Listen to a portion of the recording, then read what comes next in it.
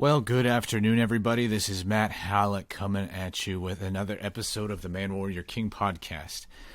I am eager and excited to get back into connecting with you, gentlemen. I have been going through some growth and some challenges from that the Lord is challenging me to do, and I am going to respond and give it everything that I've got. And you guys are going to be recipients, the ones who benefit from it. It's not benefactor, whatever. You are going to receive the benefits of that. And before we get into the topic of today's episode, I just want to remind you to pick up a copy of The DNA of a Man. It is going to change your life if you read it. I wouldn't have said that. What is it? A year and a half ago. I had no idea that book was going to be changing men's lives. I wrote it because it was something burning in me that I had to write. I didn't have a choice. I had to get it out there in order to be true to myself, in order to just like there's the scripture in Jeremiah that says, your word was shut up in my bones like a fire. It was burning in me, and I couldn't help it. I had to let it out.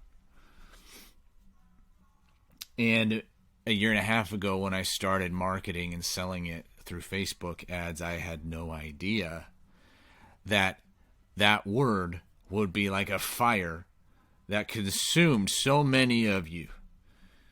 Where I've gotten messages talking to me about how guys have decided to not take their own lives, about how their marriages are turning around, about how they are finding a connection with Jesus again that they had lost, how they are overcoming the wounds of fatherlessness, how they are overcoming the self-deprecation and the lies that Satan is throwing at them. So when I say the book will change your life, I'm not just promoting myself with fancy words and hyperbole. I mean it. So I encourage you to head over to manwarriorking.com/DNA.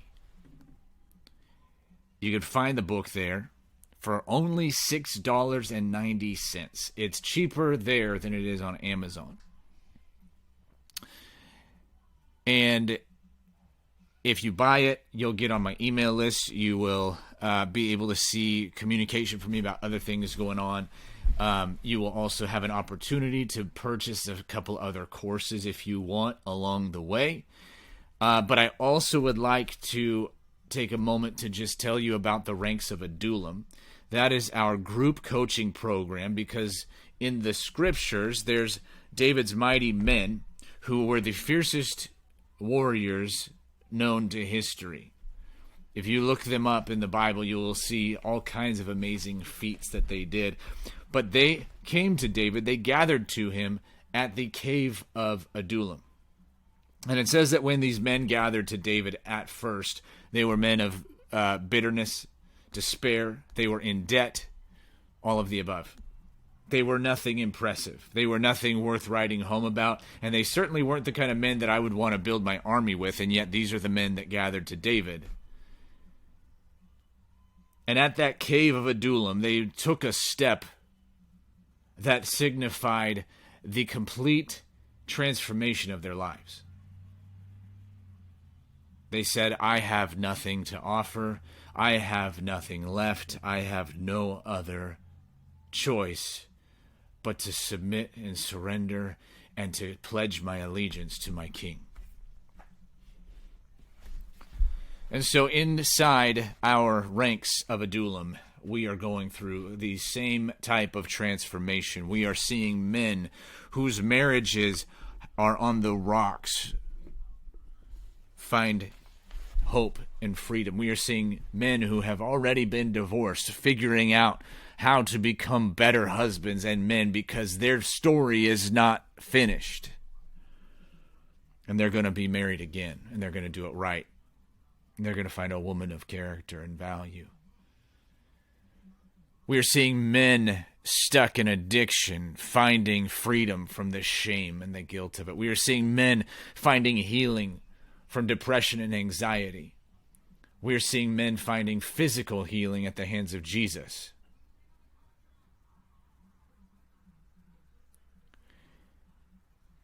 If you want to be a part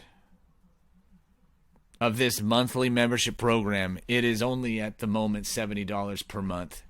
And it is going to be one of the best investments you could make. But the way to get in is to first buy the book, The DNA of a Man.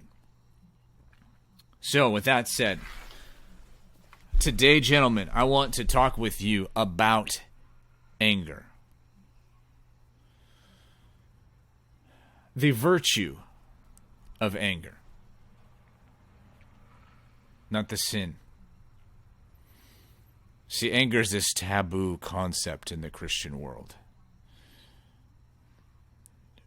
We shy away from it. And for some of us, rightly so, there are many of us who have had anger, quote-unquote, problems, where we can't seem to control our anger. We communicate in anger way more than is necessary or appropriate. We've hurt others. We've broken people's spirits. We have burned bridges because of anger, and I understand that. So this is not a call to get back into that type of anger. But the scriptures say to be angry and sin not.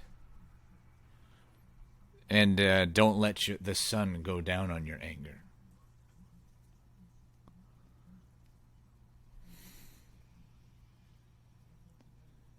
I was listening to Andrew Womack, who is a very well-known and powerful preacher.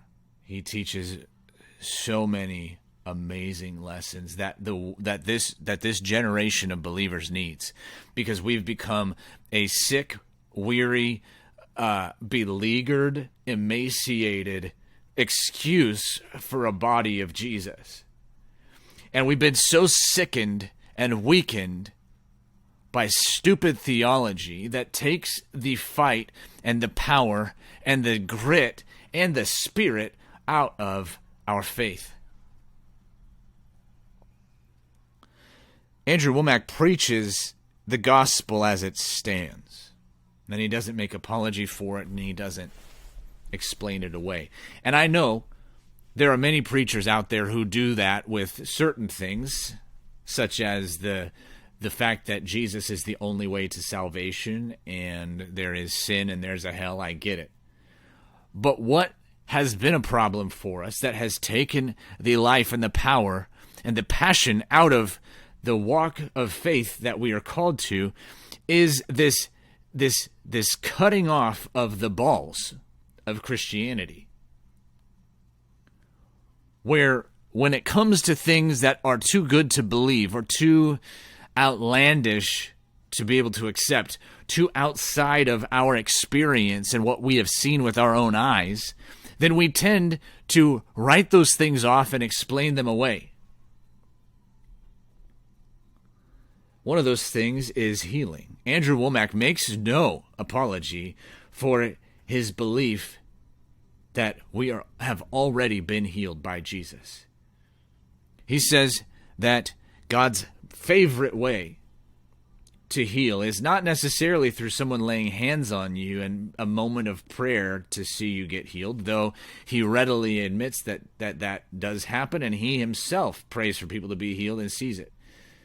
But what he teaches is that God's favorite way to see his people healed is through their own faith.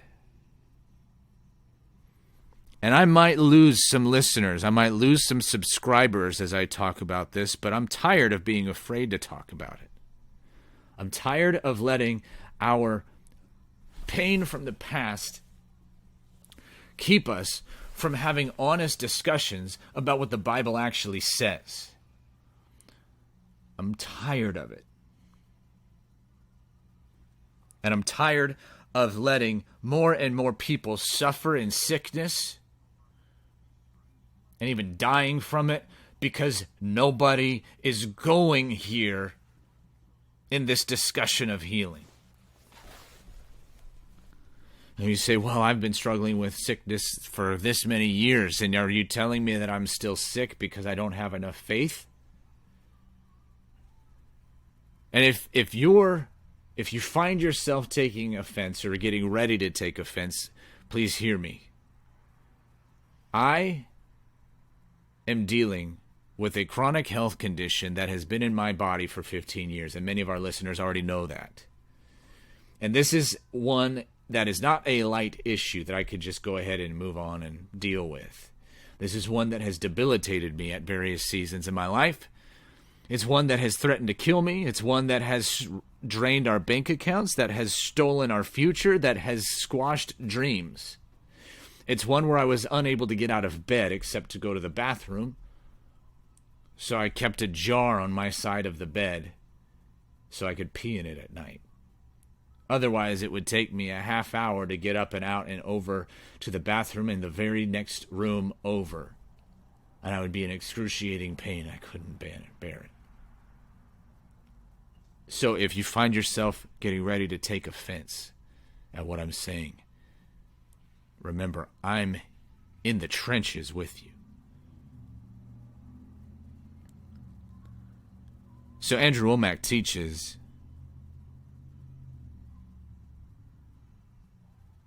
that our healing is already done. Past tense, by his wounds you were healed. He teaches that Jesus already bore our sicknesses on the cross. And that for us to be able to appropriate and to experience this health and healing, it requires us to walk in faith, even in the face of the feelings, the physical feelings in our body that would tell us, hey, by the way, you're not healed.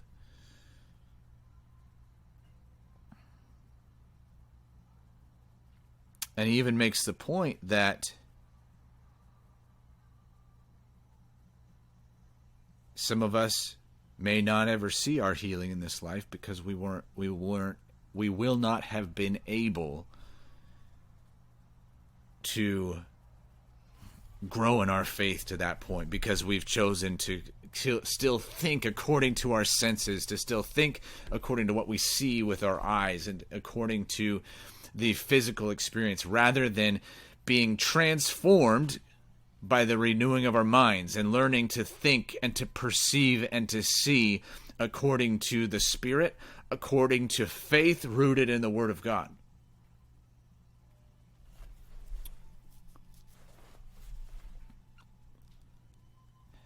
And so what has happened in the church as we have moved away from this into a belief in either that God no longer does miracles, that was for the apostles, or a belief that many people who don't believe that miracles are done only go so far as to say God can heal. But they don't venture to say that God will. They don't know whether it's his will or not.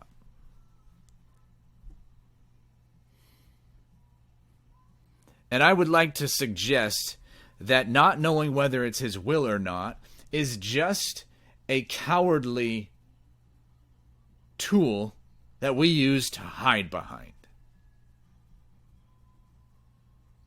How dare we say we don't know whether it's God's will or not when he's spoken about it in his word? How dare we say that I don't know whether it's his will or not when he commands us to understand his will? But because we don't have enough faith to believe that if we lay hands on the sick person, they will recover. Or we don't have enough faith to believe that we ourselves will recover if we fight the good fight of faith and do not grow weary. Then we come up with our weaker theology that allows us to stay small, that allows us to take what comes, that allows us to drift through the days of our life,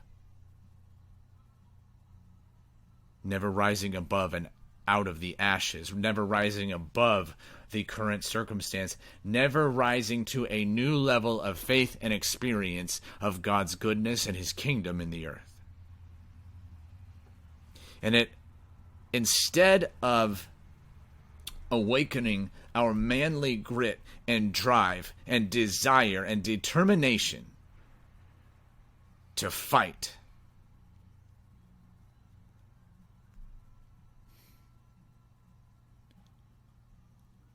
we stay small. We stay defeated in spirit and in mind. We stay apologetic for ourselves, and in self-pity, feeling sorry, wishing that things were different, but feeling like I can't do anything about this because maybe it's God's will. And by the way, if sickness is not a thing that is near and dear to you, then apply this to wherever you are stuck in your life. Have you just settled for your anger problem? Have you just settled for your depression problem? Have you just settled for the anxiety? Have you settled for the porn addiction? Have you settled for the alcohol addiction? Have you settled for the disconnected marriage?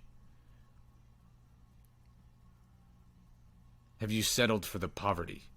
Have you settled for the lack of vision, the lack of calling, the lack of destiny over your life and your family's life? Have you settled for any of that?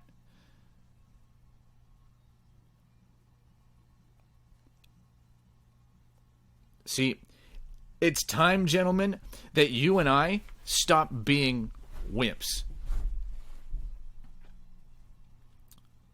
It's time that we stop hiding everything in our lives underneath the covering of God's will. Just because a thing is happening to you does not mean it's God's will. There's plenty in the world that happens that is not his will. So stop letting the events of your life tell you whether or not a thing is what he wants for you. Instead, take the risk, man up, face the facts, face yourself, face your own life in the mirror and hold it up in comparison with the Word of God. Does your life match his promises? Does your life match what he says he wants for you? If so, fantastic. But if not, what are you going to do about it? Are you going to stay small, or are you going to get angry? The world right now is suffering from Christian men who aren't angry. It's suffering from a lack of holy anger. Your family's suffering from a lack of your anger. Obviously not at them raging through the house, storming around and wounding them emotionally or whatever. No.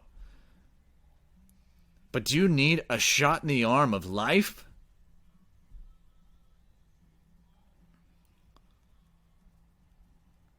Are there things in your life, in your home, in your family that are broken and wrong, and you have been passively taking it in underneath the guise of submitting to God's will and learning how to be joyful somehow in the midst? When maybe all along you should have gotten angry and risen up like a man to defend yourself, to defend your home, and to see God's heart come into play, come to pass, manifest itself in your life.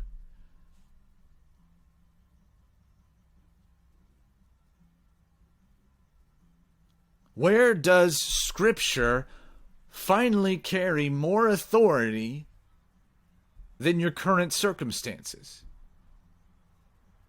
Are you battling sickness? When was the last time you got angry? Not because you got such a crappy lot in life, but you got angry because there's a situation in your body that thinks that it has more authority and power over you than the blood of Jesus.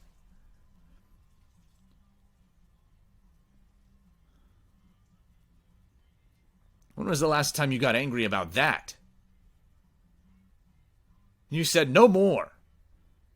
This thing has tried to steal my life. It's tried to steal my family's life. It's tried to steal the father of my kids. And I'm going to say no more. I'm done with it. I will not accept it, and I will not live under it, and I will not take it lying down anymore.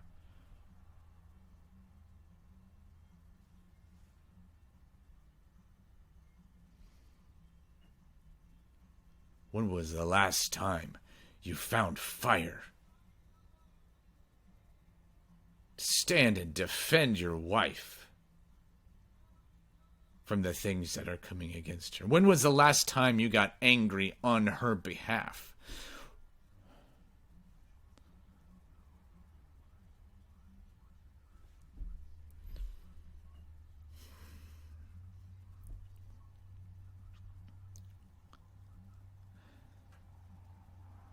See that verse that says, be angry and sin not, and don't let the sun go down on your anger, and neither give the devil a foothold. I understand that most of what we what we know about this verse, most of what we've been taught is, hey, yeah, go ahead and be angry, but don't sin. And it will be sinning if you stay angry for the rest of the day and don't resolve it before going to bed. And to be honest, maybe that's the more accurate interpretation of this verse. I don't know. But one thing that Andrew Womack said about this was the first I'd ever heard of it. And again, maybe it's good, maybe it's not. But it's at least worth thinking about. The way he teaches it is,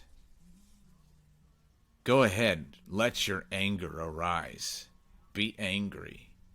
Don't sin while you're angry, but be angry. And then he says, don't let the sun set on your anger, meaning do not let it wane. Do not let the fire of your anger go dark and dim, but let it burn brightly. Let it stay kindled.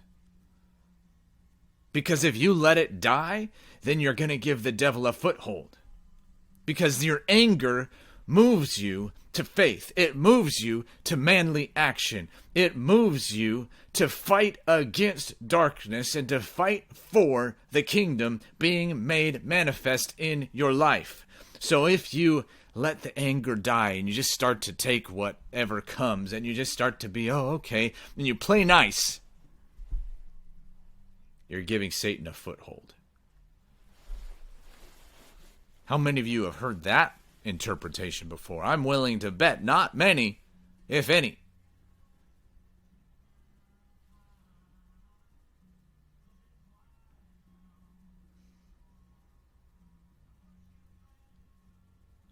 It's time, gentlemen, to put a line in the sand and say, you can't come back. You can't cross this line anymore.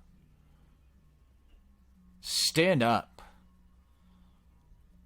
Look the enemies that have been following after you in the eye and say, my God has beaten you. Therefore, I will not bow to you.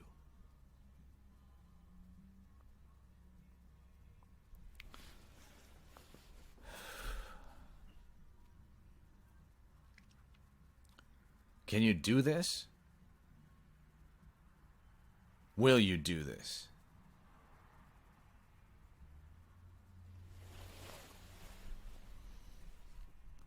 Gentlemen, we don't have any more time. We don't have time to see how God turns things out someday. Your time, your day of salvation is right now. Why would you be lazy and fiddle around wondering whether what I'm telling you is right and holy? You already know the situation in your life reeks more of hell than of heaven. Why would you sit here and wonder if this is for you? You know what God likes? He likes audacious men who see problems and do something about it, and then worry about whether or not it was the best way of handling something afterwards. He likes men who see problems, who take action,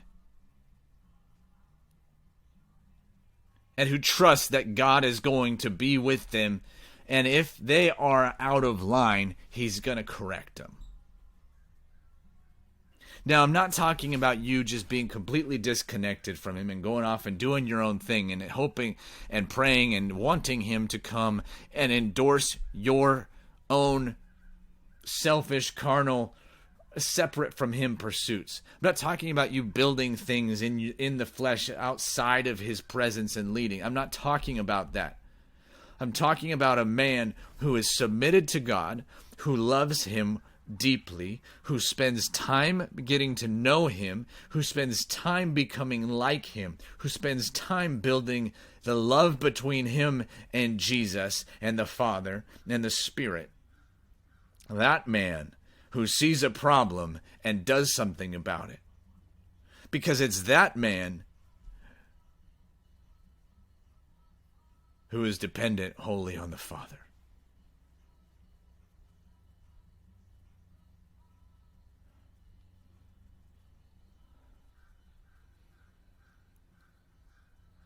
Thank you for listening, gentlemen. Reminder, head to manwarriorking.com/DNA to pick up the book. You can contact me there. You can get in touch. You can ask me about the ranks of Adullam. And you can ask me about the one-on-one coaching that I do with men to help dig into the nitty-gritty details of their lives and very often their marriages, to put them on a path of passion, intimacy, and fire. I love you, gentlemen. Peace.